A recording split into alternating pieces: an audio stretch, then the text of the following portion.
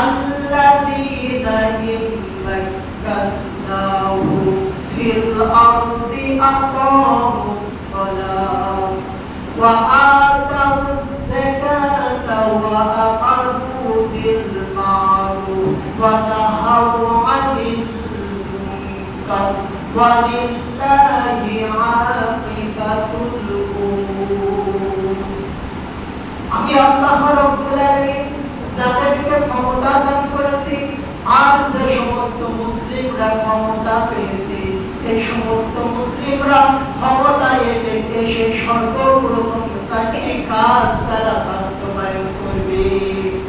এক নম্বর কাজ হলো আল্লাহ রাব্বুল আলামিন বলেন আকামুস সালাত, ওই মুসলিম শাসক এসে সমাজের বুকে রাষ্ট্রের ভিতরে তিনি নামাজ কায়েম করবে। সকলে বলুন সুবহানাল্লাহ। তাহলে আমাদের দেশে নামাজ পড়া আছে কিন্তু কায়েম নাই, আছে নাকি? কায়েম নাই। যার মতো ইচ্ছা সে নামাজ পড়ে কিন্তু কায়েম নাই।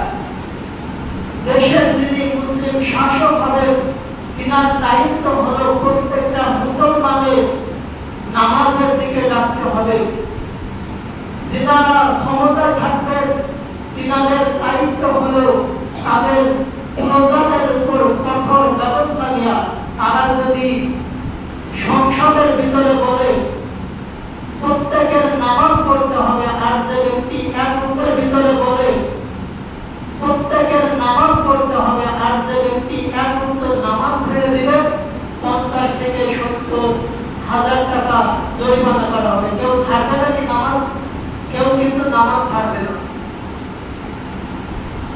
তাহলে যতদিন মুসলিম শাসক এই ঘোষণা দিয়ে দিবে প্রত্যেক প্রজাদের ঘাড়ের উপর একটা ছাদ থাকবে, মাথায় ছাদ থাকবে, না জানি যদি নামাজ না পড়ি আমার অবস্থা কি হবে, তখন বাধ্য হয়ে প্রতিটা মুসলমান নামাজ পড়তে বাধ্য হবে। এজন্য মুসলিম শাসক ক্ষমতায় এসে সর্বপ্রথম নামাজ কায়েম করবে। এরপরে দ্বিতীয়ত হলো ওয়াআতুজ যাকাত। মুসলিম শাসক জনগণের কাছ থেকে যাকাত আদায় করবে।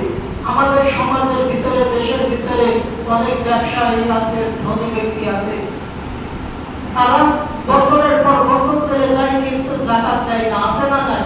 আছে। কিন্তু এমন করলে হবে না। মুসলিম শাসক যিনি তিনি সবার কাছ থেকে এই যাকাতটা আদায় করবে। আবার আমাদের সমাজের ভিতরে কিছু কিছু মানুষ আছে তারা দাবি করে সপ্তাহের ভিতর দিনে নাকি যাকাত আদায় হয়ে যাবে। সকলে বলুন নাউজুবিল্লাহ। কেউ যদি যাকাত না দেয় তিনি হলেন গুনাহগার, আছে। আর যাকাতকে অস্বীকার করলে তিনি কি হয়ে যাবে বলেন? কাফের হয়ে যাবে। এজন্য কথা